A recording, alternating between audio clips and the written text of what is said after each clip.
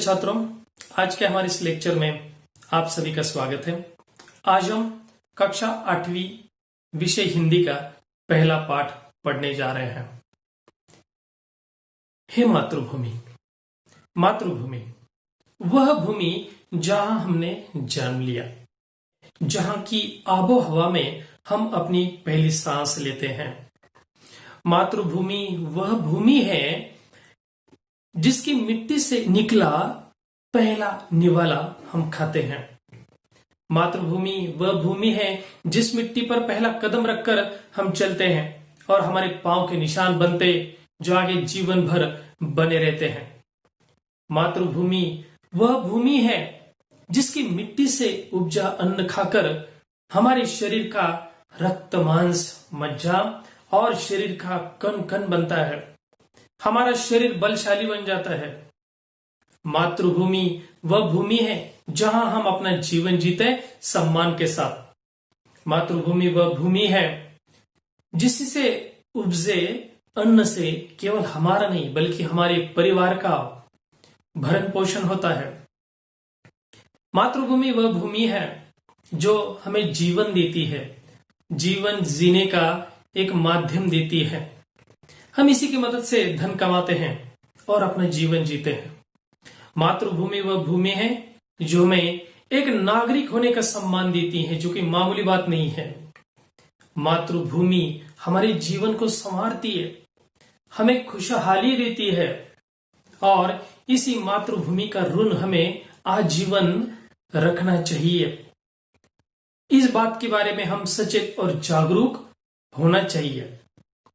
मातृभूमि वह भूमि है जब इंसान इस धरती से विदा लेता है, इस इहलोक को छोड़ के जाता है और उस समय यही भूमि हमारी इस नश्वर देह को अपने में समा लेती है। तो मातृभूमि के ऋण हमेशा मन में रहने चाहिए और आजीवन जितना संभव हो इस मिट्टी के ऋण चुकाने का प्रयत्न हमें करना चाहिए। यह मैं नहीं कह रहा, ये कह रहे हमारे कवि राम प्रसाद बिस्मिल जी, जिन्होंने ये कविता लिखी है, हे मातृभूमि। ये गीत है और ये गीत लिखने वाले कोई आम इंसान नहीं है। राम प्रसाद बिस्मिल, जिनका नाम आदर से और सम्मान से आज भी लिया जाता है क्योंकि वे भारत के एक महान सशस्त्र क्रांतिकारक रह चुके हैं। राम प्रसाद बिस्मिल एक अत्यंत देशभक्त और अत्यंत युवा और साहसी व्यक्ति थे, जिन्होंने देश पर मर मिटने की ठान ली थी। जब हमारे देश पर अंग्रेजों का शासन था, हमारा देश गुलाम बना हुआ था, हमारी मातृभूमि गुलाम बनी हुई थी, उस समय हमारी इस भूमि को आजाद करने के लिए राम प्रसाद बिस्मिल जी ने कई सारे क्रांतिकारी गतिविधियों में भाग लिया, जिसमें काकोरी कांड तो आप लोग जानते होंगे। इसी प्रकार के कई सारे क्रांतिकारक एक्टिविटीज में उन्होंने हिस्सा लिया और जिसकी मदद से हमारे इस देश को आजाद करने के लिए वे प्रयत्नशील रहे। वे युवाओं के लिए प्रेरणा स्रोत उस समय भी थे और आज भी हैं।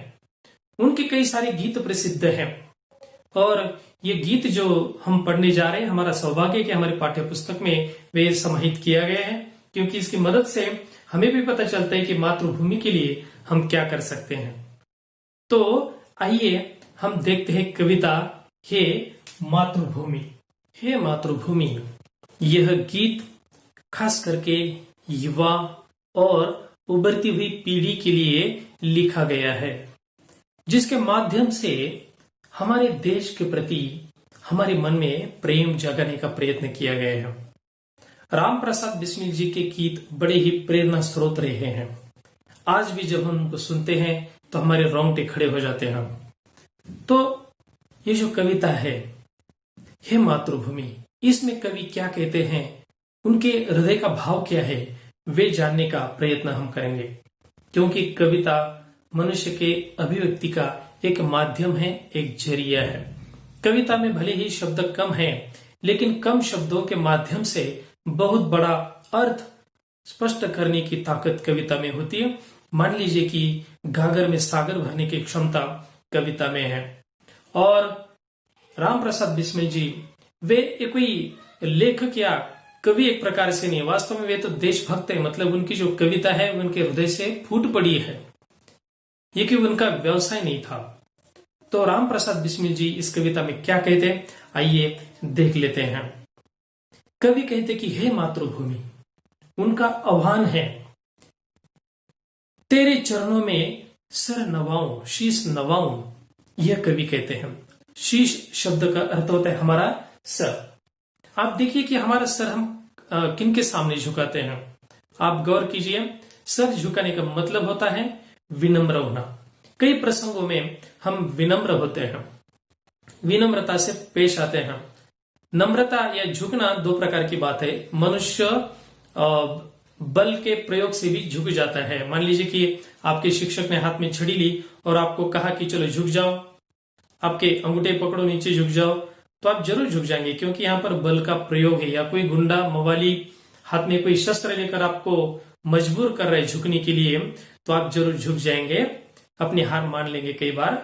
लेकिन प्रेम से भी हम झुकते हैं, जैसे आपके माता पिताओं के आगे या आपके आदरणीय अध्यापकों के आगे या जो भी महनीय व्यक्ति है, श्रेष्ठ व्यक्ति है, उनके आगे हम जरूर अपना सर झुकाते हैं। वे आदर के कारण, जबरदस्ती नहीं।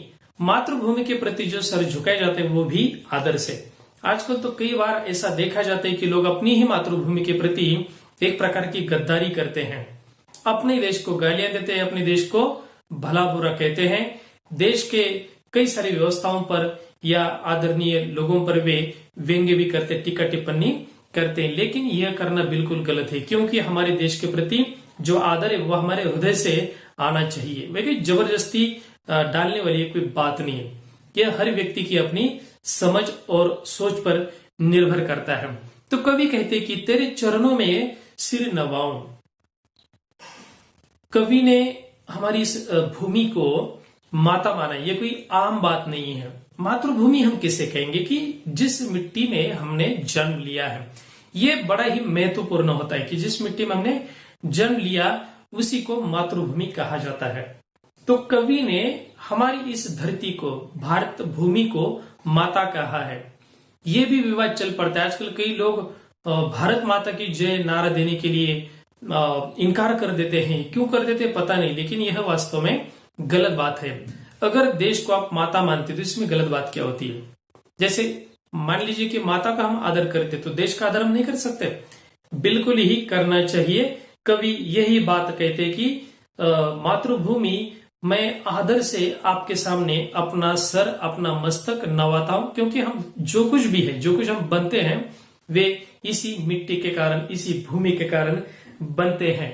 कवि आगे कहते हैं, मैं भक्ति भेंट अपनी तेरे शरण में लाऊं।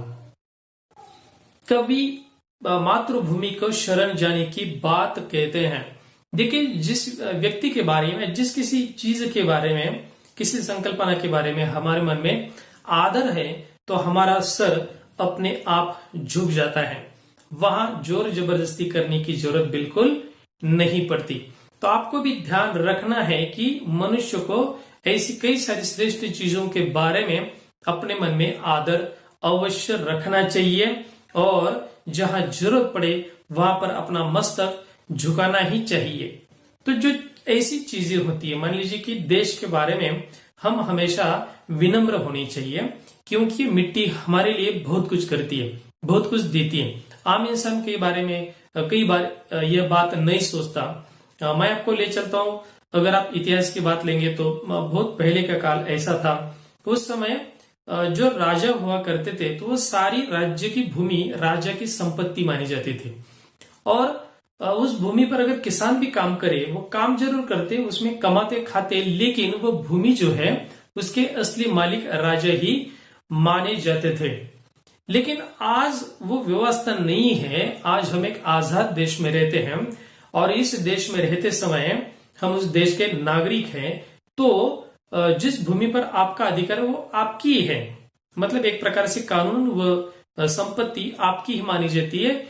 लेकिन असल में आप विचार करेंगे तो वो भूमि जो वो है हमारी इस देश की धरोहर या संपत्ति।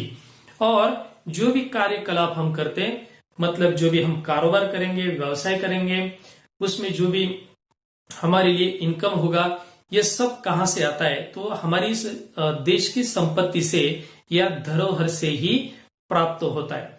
तो एक प्रकार से हमें इस मिट्टी का, इस देश का ऋण हमेशा रखना चाहिए, और यही बात कवि हमको समझाने का प्रयास कर रहे हैं। और कवि के मन में देश के प्रति बहुत ही आदर और सम्मान है। यह हर पंक्ति से या हर शब्द से वह जो ऋण है वह व्यक्त होता है। इसलिए कवि ने कहा कि हे मातृभूमि, मैं तेरे चरणों में सर नवाऊं, मैं भक्ति भेंट अपनी तेरी शरण में लाऊं।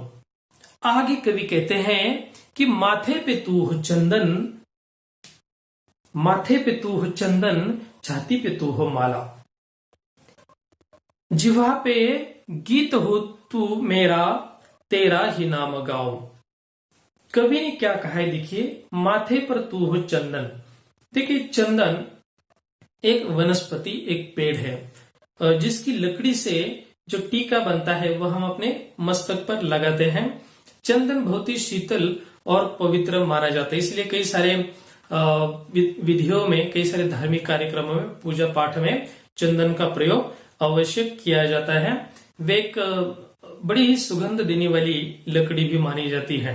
लेकिन उसके जो गुण है वो देखिए, वह शीतलता और पवित्रता एक प्रमुख गुण चंदन में होता है। तो मस्तक पर हम यह तिलक लगाते हैं। और माला देखिए, मालाएं मतलब ये कोई सोने चांदी या हीरे जवाहरातों की मालाओं के बारे में बात नहीं हो रही। माला जो पहनी जाती है, अलग अलग धर्मों में भी माला पहनी जाती है। वे जो मालाएं होती वे श्रद्धा का प्रतीक होती है। जैसे तुलसी की माला पहनी जाती है, कई बार रुद्राक्ष की माला होती है, इसी प्रकार से अन्य चीजों से बनी माला पहनी जाती है। लेकिन वे अपनी श्रद्धा का प्रतीक होता है, और श्रद्धा के कारण हम उसे अपने गले में बड़े ही आदर भाव से परिधान करते हैं। उस माला के प्रति हमारे मन में आदर और सम्मान होता है, बड़ी श्रद्धा होती है। ऐसी कई सारी चीजें, कई बार हम ताबीज बांधते हैं या इसी प्रकार की कई सारी चीजें होती हैं। तो ये श्रद्धा का प्रतीक है माला और चंदन। तो जैसे माथे पर हम चंदन लगाते हैं और जिस प्रकार से माला हम अपने गले में, हृदय पर परिधान करते हैं, उसी प्रकार से कवि ने अपनी मातृभूमि को भी इतना ही आदर, श्रद्धा और सम्मान दिया है। तो कवि यहाँ पर कहते कि मातृभूमि, हे देवी, तुम मेरे दिल में कहां पर हो, या मैं तुम्हें कहां तक आदर देता हूं।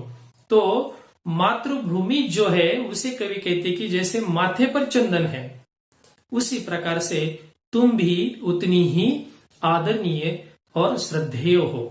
जैसे छाती पर माला होती है, गले में हम माला पहनते हैं, जितने श्रद्धा से हम उसे पहनते हैं, उतनी ही श्रद्धा से मैं आपको अपने हृदय में स्थान देता हूं। आगे कवि कहते कि जिह्वा पे गीत हो तू, जिह्वा पे गीत तू हो मेरा, तेरा ही नाम गाऊं। तो कवि क्या कहते हैं कि निरंतर मेरे मुंह से तुम्हारा ही नाम मैं रटता हूं, लेता हूं। जैसे हम नामस्मरण करते हैं ईश्वर का, या जिस भी रूप में हम भगवान को मानते हैं उनका नामस्मरण प्रत्यक्ष मुंह से भी हम लेते हैं, या कई बार हमारे हृदय में या मन में हम वो नामोच्चारण करते रहते हैं, जिससे हमारा मन पवित्र बन जाता है। एक प्रकार की आत्मिक ताकत या शक्ति हमारे अंदर भर जाती है। उसी प्रकार से कवि के हृदय में भी मातृभूमि का इतना प्रेम जागरूक है, इतना आदर जागरूक है कि कवि लगातार अपनी मातृभूमि का नाम जो है वह अपने मुंह पर लेते हैं। मतलब हमेशा उनके दिल दिमाग पर मातृभूमि का प्रेम छाया हुआ है। और ऐसा क्यों न हो, क्योंकि हम तो आज एक आजाद देश में हमने जन्म लिया है।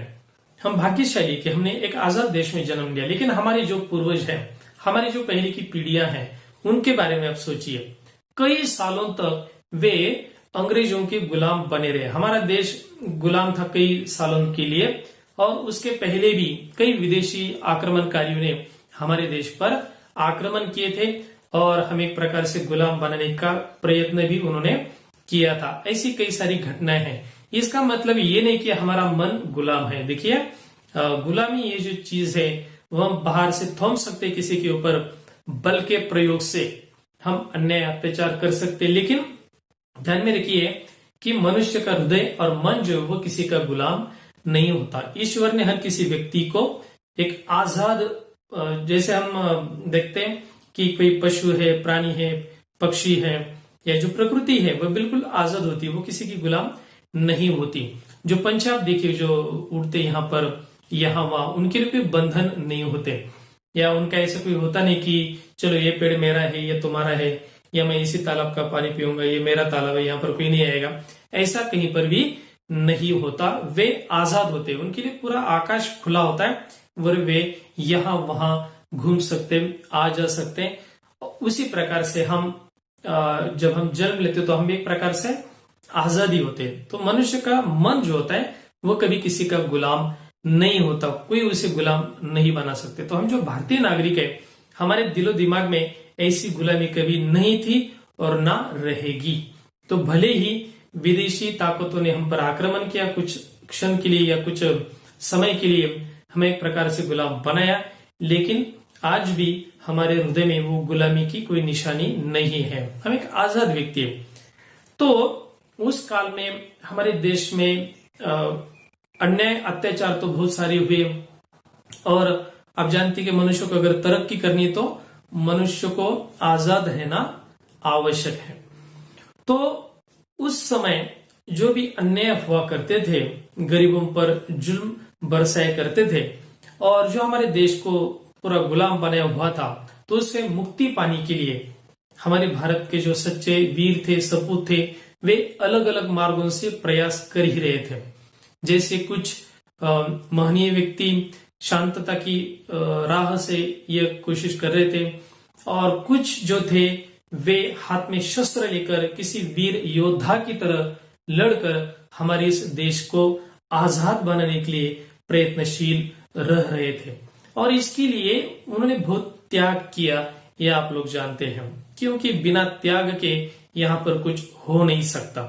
हम अपना स्वार्थ देखकर अपने देश की सेवा नहीं कर सकते। तो जहां पर आपको संभव है, हमारे देश के लिए हमें कुछ न कुछ जरूर करते रहना चाहिए, जैसे यहाँ पर कवि ने किया। तो कवि के हृदय में मातृभूमि का प्रेम हमेशा है। उनके दिमाग में एक ही बात है कि मैं अपने देश के लिए क्या कर सकता हूँ और किस प्रकार इस देश की सेवा कर सकता हूँ, किस प्रकार से मैं अपनी इस भारत भूमि को आजाद कर सकता हूँ।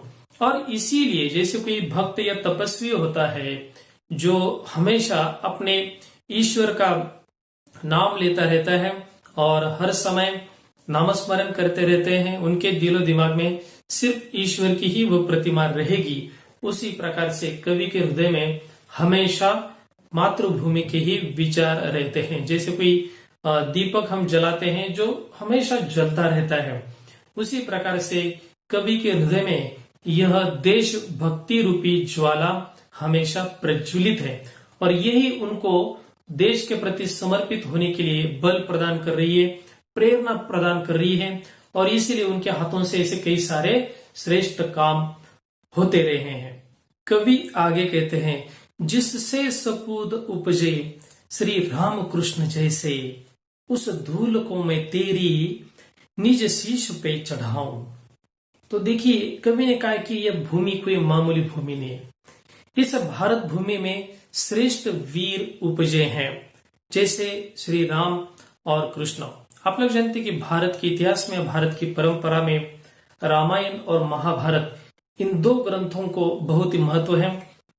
छात्रों, आपने भी कई बार रामायण और महाभारत की कथाएं सुनी होगी, और इन्हीं कहानियों को सुनकर हम आज भी बड़े होते हैं। हमारे बुजुर्ग, दादा दादी, या इसी प्रकार के हमारे घर में जो बूढ़े व्यक्ति, बुजुर्ग व्यक्ति है, ज्येष्ठ व्यक्ति है, वे हमेशा हमें रामायण और महाभारत की कहानियां सुनते आए हैं। मैं भी सुनता आया हूं, और इन्हीं कहानियों को सुनकर कई सारे लोग भारत देश में महान पद पर पहुंच गए।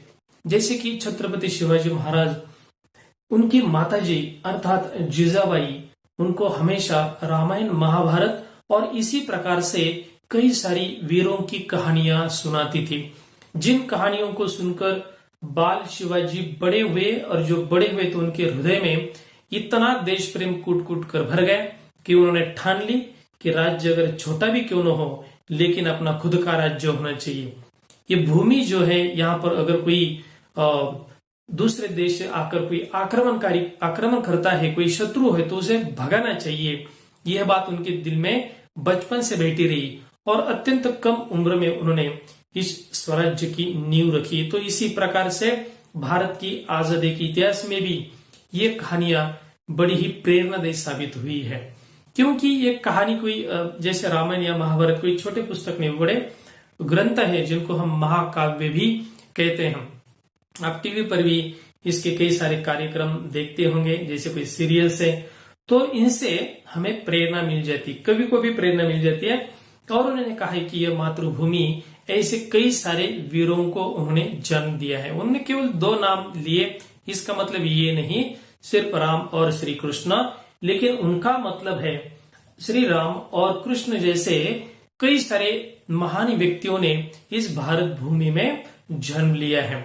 वे राजा हो सकते हैं, वे महात्मा हो सकते हैं, वे साधु या सन्यासी हो सकते हैं, वे बड़े बड़े वैज्ञानिक हो सकते हैं, वो कोई राजकीय व्यक्ति हो सकते हैं, राजकीय नेतृत्व देने वाले व्यक्ति हो सकते हैं, या अन्य क्षेत्रों में काम करने वाले कई ऐसे महान जैसे लेखक होते हैं, कवि होते हैं, कलाकार होते हैं, गायक होते हैं। ऐसे कई लोग हैं जिन्होंने हमारे इस देश का मान या सम्मान बढ़ाया है, हमारे देश के लिए उन्होंने बहुत कुछ किया है। ऐसे कई महान व्यक्ति इस भारत देश में उन्होंने जन्म लिया, और इसीलिए ये जो मातृभूमि है ये कोई सामान्य भूमि नहीं। और आप लोग जानते हैं कि हमारा भारत देश की जो परंपरा है वो बहुत ही प्राचीन है, जहां हम कहते हैं विविधता में एकता, यूनिटी इन डाइवर्सिटी, क्योंकि हमारे देश में विभिन्नता है, अलग अलग क्षेत्रों में है, भाषा से लेके अन्य परंपराओं के बारे में हमारे देश में विविधता जरूर है, लेकिन इसके बावजूद हमारे देश में एकता बनी हुई है, और इसीलिए आज तक ये भारत अखंड रहा है। हमारी परंपराओं में आप देखेंगे तो आपको ऐसे कई सारे उदाहरण मिल जाएंगे, अलग अलग क्षेत्रों में, वो ज्ञान के बारे में हो, विज्ञान के संबंध में हो, चिकित्सा शास्त्र के संबंध में हो, योग शास्त्र के बारे में हो, या प्रकृति के बारे में हो। आप अलग अलग उदाहरणों के देखिए, भारत देश में कई सारी महान चीजें आपको मिल जाएंगी। कलाओं के बारे में आप देखिए, संगीत हो, शिल्पकला हो, चित्र हो, नृत्य हो, गायन हो, वादन हो, ऐसी कई कलाओं में भारत की परंपरा बहुत ही महान और प्राचीन रही है। और दुनिया में बहुत सारे देश आज प्रगत माने जाते हैं, लेकिन वे जानते हैं कि सचमुच भारत देश एक महान देश है और इनकी परंपरा बहुत ही प्राचीन है। तो कवि यहाँ पर यही बात उद्धृत करना चाहते, वे कहते कि इस भूमि में श्री राम और कृष्ण जैसे सपूतों ने जन्म लिया है। आगे कवि कहते हैं, माई समुद्र जिसकी पद रज को नित्य धोकर करता प्रणाम तुझको, मैं वे चरण दबाऊं। कवि ने यहाँ मातृभूमि को माता कहा है, मैंने तो पहले आपको बताया, माई मतलब माँ। हम माता को अलग अलग शब्दों से पुकारते, आदर सूचक शब्दों से। तो कवि ने यहाँ पर कहा है, माई समुद्र जिसकी पद रज को नित्य धोकर करता प्रणाम तुझको, मैं वे चरण दबाऊं। यहाँ पर कवि ने कहा है कि हमारा देश, अगर आप भारत देश का नक्शा देखेंगे तो आपको पता है कि एक मानवीय आकृति वहां पर हमें प्रतिबिंबित हो जाती है, और हमारे इस देश के चरण धोने वाला साक्षात समुद्र है। इस देश की जो धूल है उसे यह समुद्र स्वच्छ करता है, और इसीलिए कवि कहते कि मैं तुम्हें प्रणाम करता हूं, और तुम्हारे ये जो पद चिन्ह है, जो चरण है, वे मैं दबाना चाहता हूं, मतलब सेवा करना चाहता हूं। यहाँ कवि का जो तात्पर्य वह है वो माता की सेवा करना या देश की सेवा करना यह है। तो जो चरण धूलि है इसे पवित्र माना है, और कवि ने उसे मस्तक पर धारण भी किया, और इस धूल को धोने वाले समुद्र को भी उन्होंने गौरवान्वित किया है। और कवि कहते कि माता मैं तुम्हें प्रणाम करता हूं और हमेशा मैं तुम्हारी सेवा में रत रहना चाहता हूं। आगे कवि ने कहा है, सेवा में तेरी माता मैं भेद भाव तज कर, वह पुण्य नाम तेरा प्रतिदिन सुनो सुनाओ। भेदभाव तजना बहुत ही जरूरी है। कवि ने कहा है कि मैं भेदभाव नहीं रखना चाहता। और सच में आप देखिए, अगर आप मातृभूमि की सेवा करना चाहते, सच्चे दिल से अगर आप भारत देश की सेवा करना चाहते, तो दिल में किसी प्रकार का भेदभाव, कोई खोट आप नहीं रख सकते, या रख कर आप वो कर भी नहीं सकते। तो इसके लिए हमारा मन पवित्र होना बहुत जरूरी होता है। तो उदाहरण कई सारे आप देख सकते हैं, जैसे कि भारत के भूतपूर्व राष्ट्रपति डॉक्टर एपीजे अब्दुल कलाम, जिनका जन्म भारत के एक छोटे से गांव में हो गया था। वे गरीब थे और पढ़ लिख कर वे महान वैज्ञानिक बने। अगर वे चाहते तो किसी दूसरे देश में जा सकते थे, वहां जाकर बहुत सारा पैसा वो कमा सकते थे, लेकिन नहीं, उन्होंने अपने देश को त्यागा नहीं, वो यही रहे। यही उन्होंने अपने करियर का आरंभ किया और आगे चल के वे मिसाइल मैन के नाम से विख्यात हो गए। भारत में नहीं बल्कि पूरे विश्व में एक महान वैज्ञानिक के रूप में आज भी उनका नाम लिया जाता है। और वे अविरत अपने अंतिम सांस तक भारत देश की सेवा करते रहे। वे न केवल वैज्ञानिक थे, बल्कि युवाओं के लिए, बच्चों के लिए एक प्रेरणा स्रोत आज भी है, तब भी थे। और वे भारत देश की सेवा निरंतर करते ही रहे। ऐसे कई सारे उदाहरण हम यहाँ पर देख सकते हैं। तो कभी भी वही कहते कि मैं आपकी सेवा करना चाहता हूं, किसी प्रकार का भेदभाव न करते हुए। मतलब एक भारत के हम नागरिक हैं, तो हमें जाति पाति, भाषा भेद, इस प्रकार के कई विवाद कई बार खड़े हो जाते हैं। इनको त्यागना है, इनको छोड़ना है, इनकी तरफ दुर्लक्ष्य करना है और केवल देश सेवा के बारे में हमें सोचना है।